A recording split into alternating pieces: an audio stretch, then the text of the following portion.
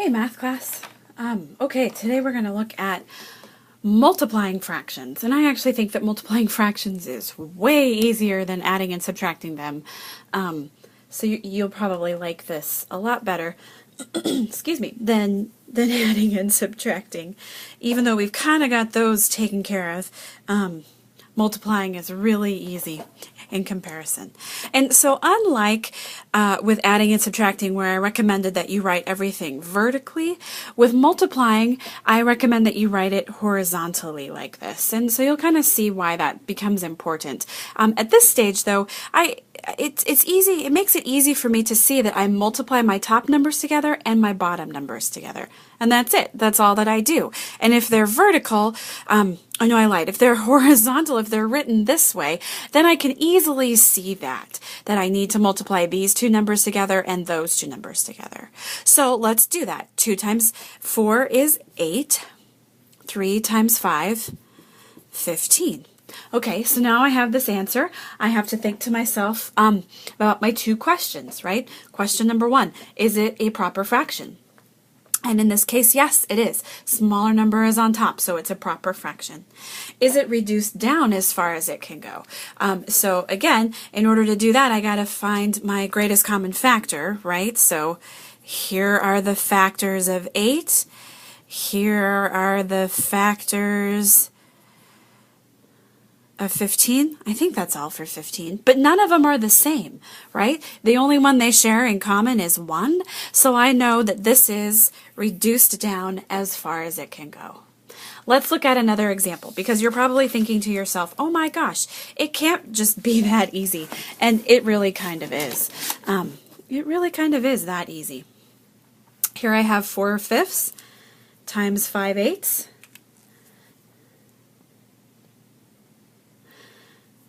There, that makes it a little better. You can kind of see that better now. So again, I'm just going to multiply straight across. 4 times 5 is 20. 5 times 8 is 40. Ta-da! This one, is it a proper fraction? Because I got to ask myself my two questions. Yes, smaller number on top. Is it reduced down as far as it can go?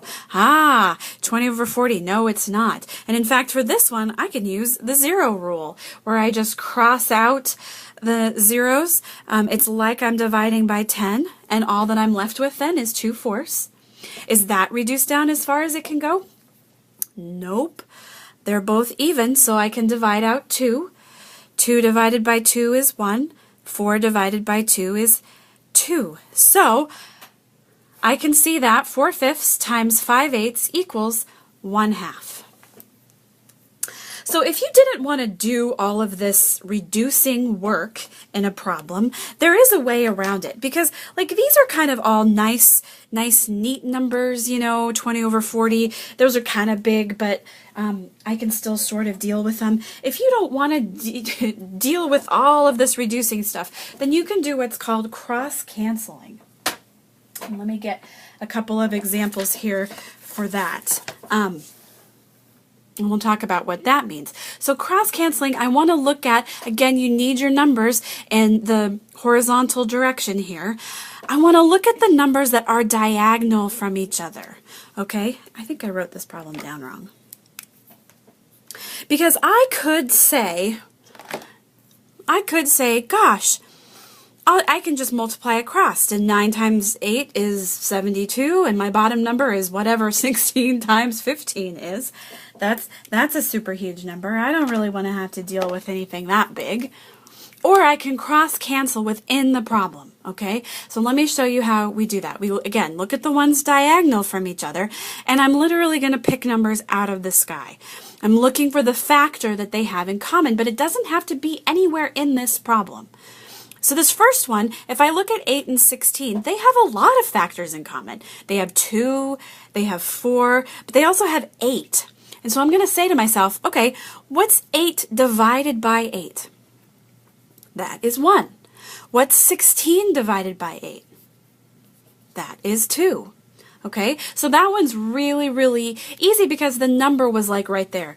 It gave me a hint. But these ones I have to sort of think about. Okay, what are my factors of 9? Well, 1, 3, and 9, right? Those are my factors of 9. My factors of 15, that's funny that that's come up twice now, right? Aha! Look, my greatest common factor is 3. So I'm pretty much pulling this 3 out of the air. It's nowhere in my problem, but I'm dividing both 9 and 15 by 3. 9 divided by 3 is 3. 15 divided by 3 is 5.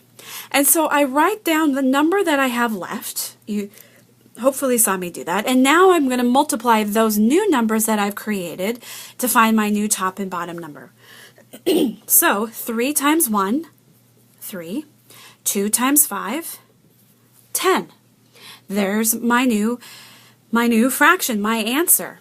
Without having to, get 72 over a big humongous number and reduce it down that way, I've reduced within the problem. And it's just really nice and handy to do it this way. Okay, so now I've got an answer. I got to ask myself my 2 questions. Is it a proper fraction? And in this case, yes, it is. 3 is smaller than 10. Is it reduced down as far as it can? And if you notice, 3 is prime, right? So the only way I could reduce that down is if it divided evenly into 10. So I know that 3/10 is my answer. Let's look at one more example here. Oop. This was a 2 right there. 5/22 times 11 over 14. Well, okay, in this problem, it looks like I'm only going to be able to find a common factor in one direction, right? Because 11 and 22 can both be divided evenly by 11. 11 divided by 11 is 1. 22 divided by 11 is 2. But there's no common factor besides 1 for 5 and 14. So I just have to leave those guys there. Okay, so 5 times 1 is 5. So I'm going to multiply the number that's there times the new one that I created. 2 times 14. Oh gosh. I think I know it, but let's just make sure. 28. My new denominator is going to be 28. So then I ask myself my 2 questions. Is it proper? Yes, it is. Smaller number on top. Is it reduced down as far as it can go? And again, 5 is prime, right? So the only way I could reduce that down is if I've divided evenly into 28, which it doesn't. So I know that I'm at my lowest fraction version. Let's look at some examples because I'm going to try to throw a wrench in it here and try to make it a little bit more challenging. What happens if I have a whole number? See this 4 right here? He's just a whole number. He's not a fraction. And in subtracting, we had to do a whole bunch in order to make a whole number into a fraction, right? But in multiplication, all we have to do, draw a line, put a 1 under it. And then we can cross-cancel, do whatever we need to do to solve this problem. But that's it. That's all we do. Super easy. Isn't that awesome?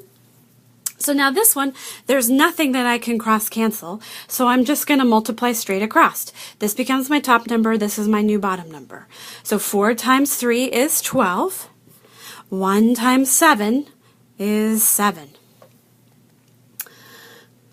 Okay, so now I have to ask myself my 2 questions, right? Is this a proper fraction? Oh boy. No, it's not, right? I've got a bigger number on top than I do on the bottom. So we got to go back to thinking about how we solve that. And if you remember, we're going to divide the bottom number into the top number. So 7 can go into 12 one time. I'm going to multiply 7 times 1, which is 7, and write it underneath, and then subtract. So I have 5 left over. So my answer is going to be 1 and 5/7. Okay, so I answered question 1. Question 2, is this reduced down as far as it can go? And in this case, yes, it is, because actually 5 and 7 are both prime. So I've got 2 prime numbers. I'm reduced down as far as I can go. So 4, the whole number 4 times 3/7 equals 1 and 5/7. Let's look at another example of that. Okay, here we go. 11 over 40 times 20. This is a whole number, right?